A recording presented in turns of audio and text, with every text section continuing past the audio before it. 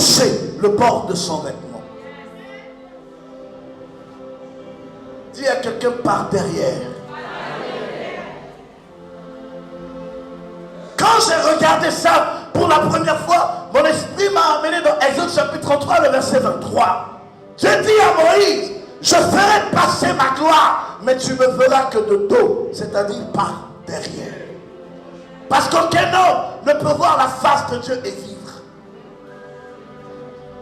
Elle a longtemps regardé le visage des médecins. Elle a longtemps regardé le visage des marabouts. Elle a longtemps regardé la face des hommes du monde, mais ne pouvait pas regarder la face de Jésus. Parce que personne ne regarde sa face et vit. Mais celui qui voit son dos a vu sa gloire.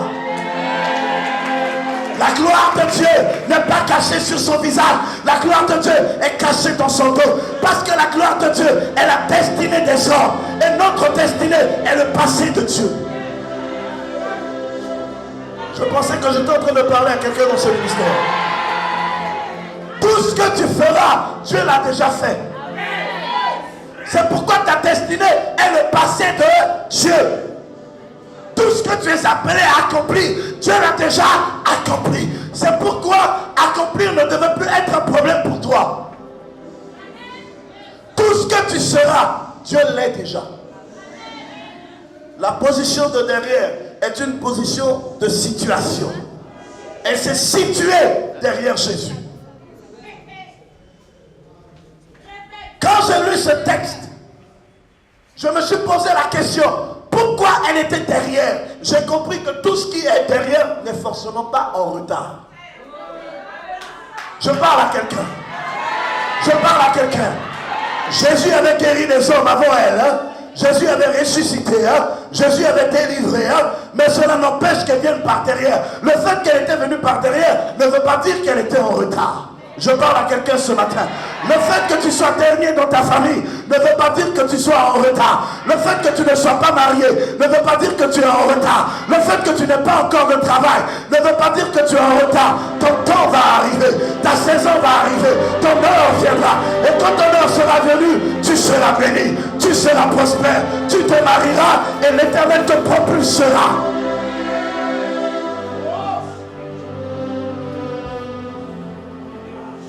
Par derrière,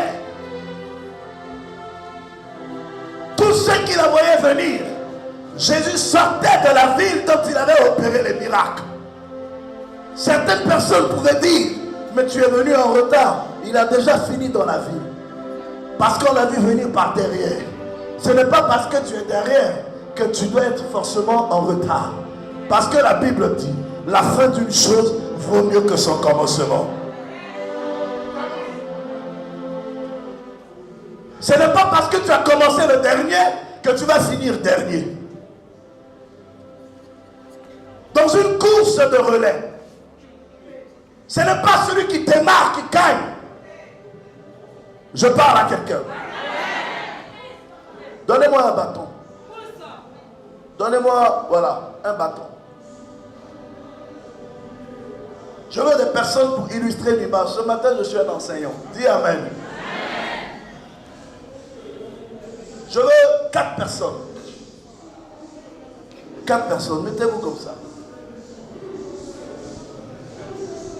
Regardez l'image. Dans une course de relais, la personne qui démarre la course, c'est celui qu'on appelle le bon. Dis à quelqu'un le bon. Celui qui a toute l'aptitude du démarrage. Celui qui commence avec la vigueur et la puissance. C'est le bon. Dès qu'il commence la course, mettez-vous les uns après les autres, comme ça. Voilà. Viens, homme de Dieu, viens. Mets-toi là. Voilà. Mets-toi au milieu. Voilà, c'est même bon comme ça. Lui, c'est le plus grand, hein? C'est le plus fort, c'est le plus bon. C'est lui qui démarre la course. Quand il démarre la course, il le démarre en compétition avec l'adversité.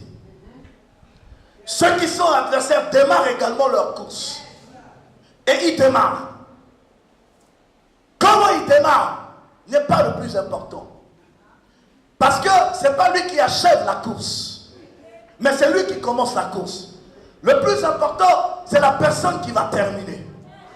Dès qu'il démarre, c'est le bon. Il passe le bâton à celui qu'on appelle le très bon. Je parle à quelqu'un. Le très bon, dans le couloir du challenge, c'est celui qui est censé faire ce qu'on appelle la mise en application des aptitudes. Je parle à quelqu'un ce matin. C'est celui qui est appelé à faire la mise en application des aptitudes. C'est-à-dire que tout l'enseignement qu'il a reçu, toute la technicité qu'il a appris de la course, c'est lui qui doit le mettre en valeur. Je parle à quelqu'un. Quand lui, il a fini de mettre en valeur ses aptitudes, il passe le bâton au troisième. Le troisième qu'on appelle l'excellent. C'est-à-dire l'espoir. C'est lui qui donne le ton de la victoire. C'est lui qui donne le son de la victoire. La manière à laquelle, parce que c'est lui qui a la frange de la victoire entre l'adversité. Je parle à quelqu'un. Pendant qu'il est en train de courir, pendant qu'il est en train d'avancer, c'est sur lui que repose maintenant le dernier tournant de la course. Parce que dès qu'il passe le bâton au dernier, la course est terminée. Je parle à quelqu'un. C'est celui qu'on appelle l'excellent. Mais la victoire définitive de la course ne repasse pas sur celui qui est excellent. Parce que tout ce qui est excellent vient de l'imperfection. Ça prend du temps pour se corriger. Ça prend du temps pour se mettre en valeur. Je parle à quelqu'un. Et la Bible dit, nous ne pouvons atteindre l'excellence que par lui, lorsque nous serons avec lui assis dans les cieux élevés. Et pendant qu'il est en train de profiner la victoire de l'équipe, Thierry, il passe le bâton au dernier qu'on appelle le meilleur. Est-ce que je parle à quelqu'un? Est-ce que je parle à quelqu'un? Et c'est le meilleur qui a ce qu'on appelle la finesse. Il regorge en lui le bon, le très bon, le fort, le plus fort, l'excellence. Il est le meilleur. Est-ce que je parle à quelqu'un? Et c'est lui qui prend le bâton.